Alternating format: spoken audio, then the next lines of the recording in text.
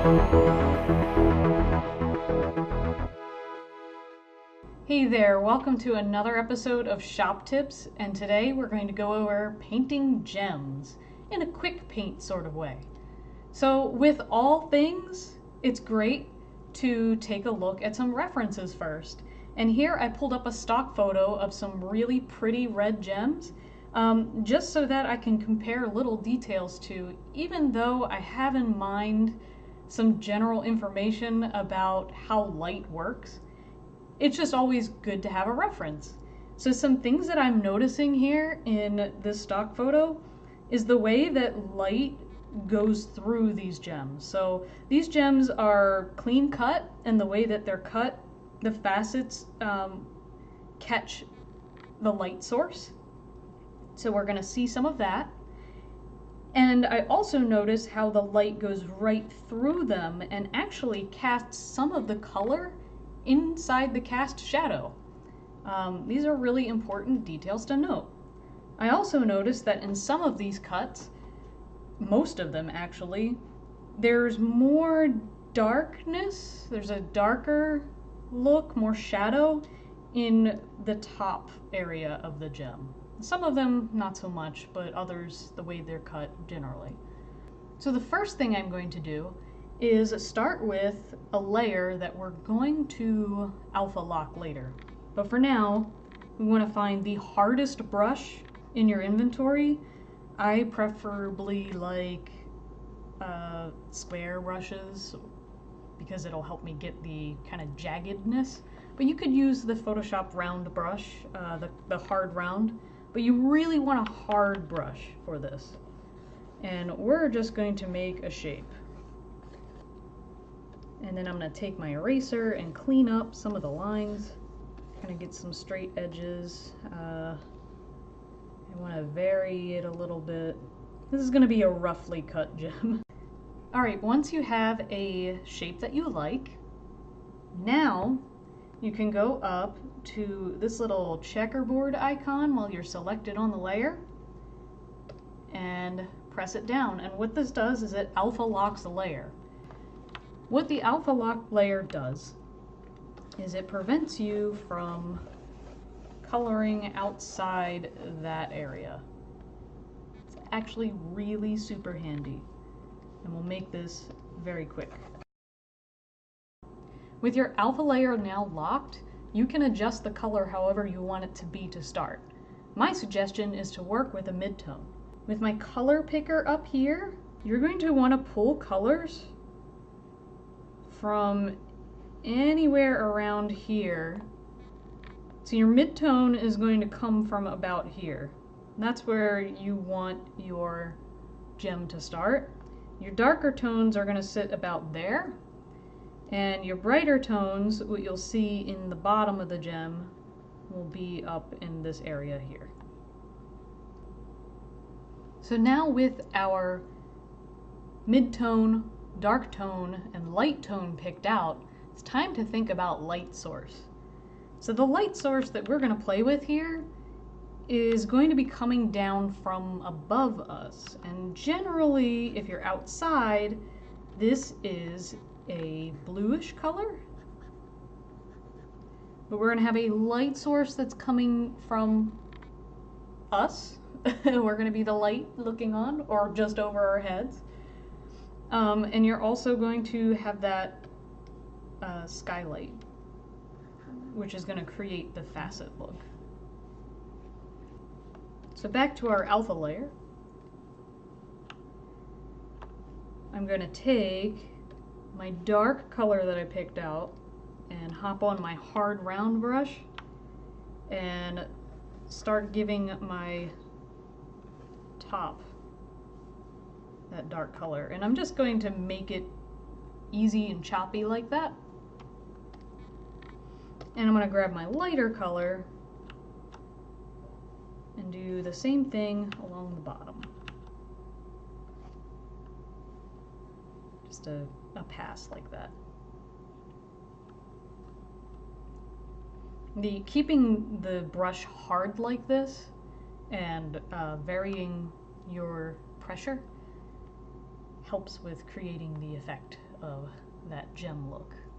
And already we can start to see where some of these surfaces may wind up. So once we have our alpha layer good to go here, we're going to move on to the lighten layer, which will be what's reflecting the skylight.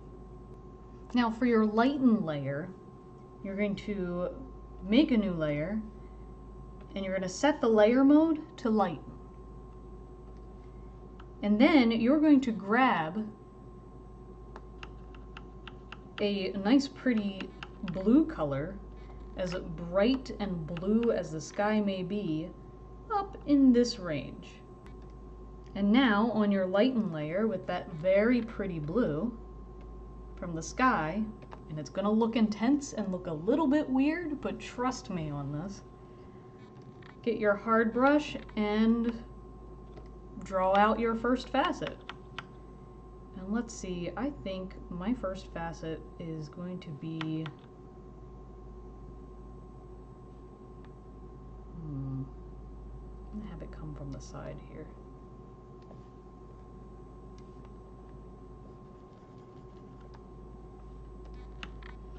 I'm gonna make sure I clean it up with sharp edges.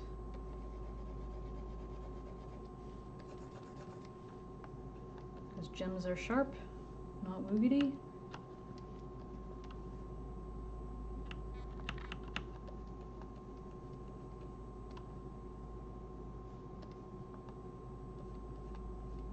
And if you really want to make sure that that is nice and tight and crispy to it, I'm going back to my alpha layer.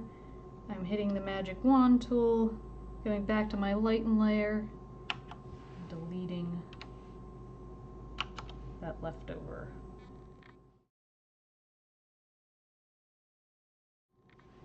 And there's our first facet. Now we're going to do the next facet. And the next facet is going to be on a second lighten layer, using the same color. But this time we're going to kick the layer back to, not that layer. We're going to kick the layer back to maybe, we'll start at 75. And we're going to hit the next facet that is closer to the light source, the blue. We're going to make sure that our lines are nice and sharp.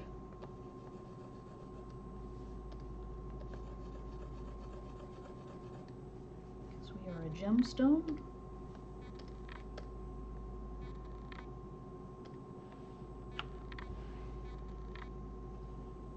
We're actually going to select that and also clear it up nice and clean.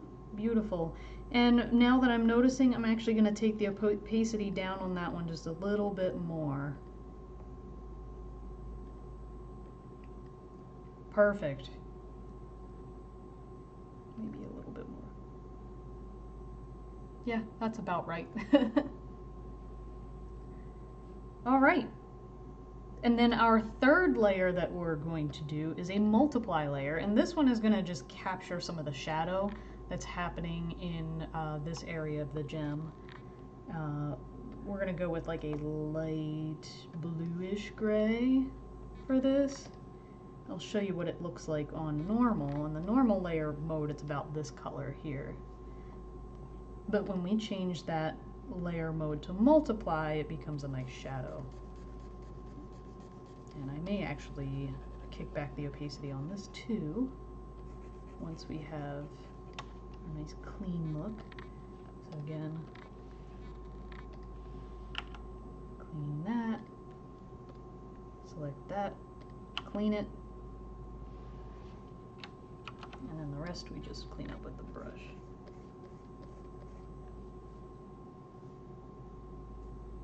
Cool. And I'm going to kick back the opacity just a little bit so it's not quite as dark. Beautiful. And now we are ready for the most fun part that everybody loves to jump right into without thinking about how light works is the specular highlight.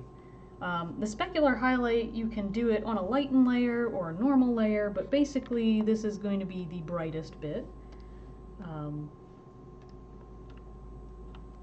And we're going to see the specular highlight along some of the peak of the gem here.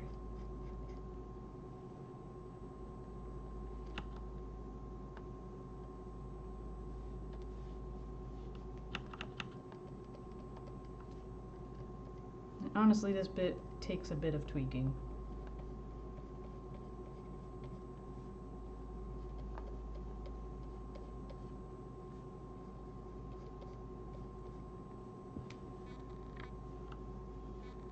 Just remember that we're not going to go too crazy with this specular highlight, because you can overwork and put too much of it, even though it's very fun to make highlights. If you've ever made highlights with gel pens back in the day, back in the 90s, I have that feel. I may actually brighten this. Yeah, because it's not the right blue. Bluish white. Not an orangish white.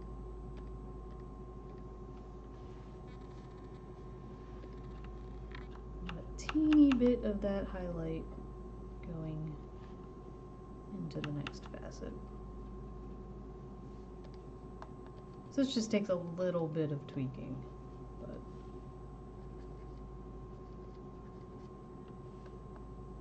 we have most of the information we need already. And if something feels too bright, don't be afraid to kick back the opacity, which is often what I do.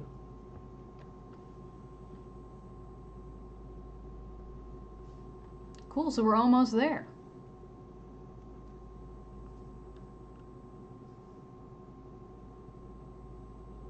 So now we have to think about, well, if this gem is sitting on a surface, it's going to make some reflections. And this is where we crack open our reference here, just to take a look. If our light's coming down from the top, then we're going to see some reflections on the bottom. Now the cast shadow I typically like to do on a multiply layer, but we don't have to. I'm going to grab a much softer brush for this.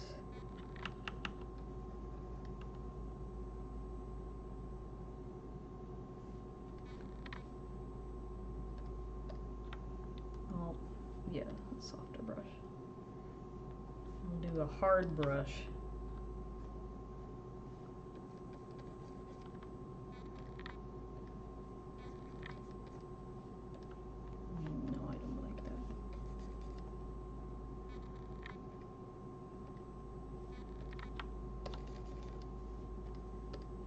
Dark and then darker. And we'll pull it out. And pull out what we don't need. We're not going to see the shadow on that side because the light is coming from that side. So we're likely going to see it kind of on this side. My big soft brush. I actually want that to be a little bit more red.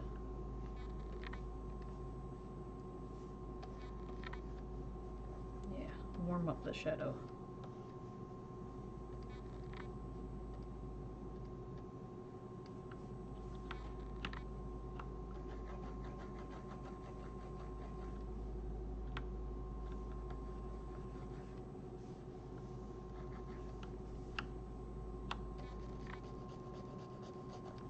Make it nice and sharp on that side. Again, we're casting the shadow. It's going to soften as it goes up there.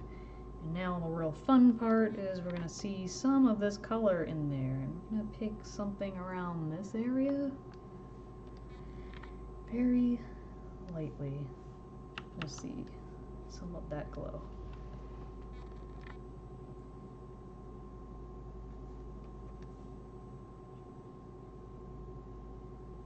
Huzzah! The very last thing we do is an overlay layer on top to just push the brightness of the gem and that kind of glow to it. So we're going to pop a new layer on top here, name it overlay, and set it to the overlay layer mode. And we're going to pick a color that is just slightly lighter and more white than our light color on our palette. And we're going to take a nice big fat brush and dab that on in there in the brightest part of the gem as the light is going through it. And there you have it. Now you can also make some adjustments with the alpha lock layer here. If I wanted to kind of emphasize this facet here a little bit better.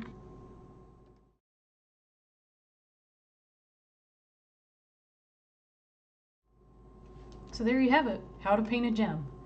This video has been made possible by the incredible folks over at Patreon.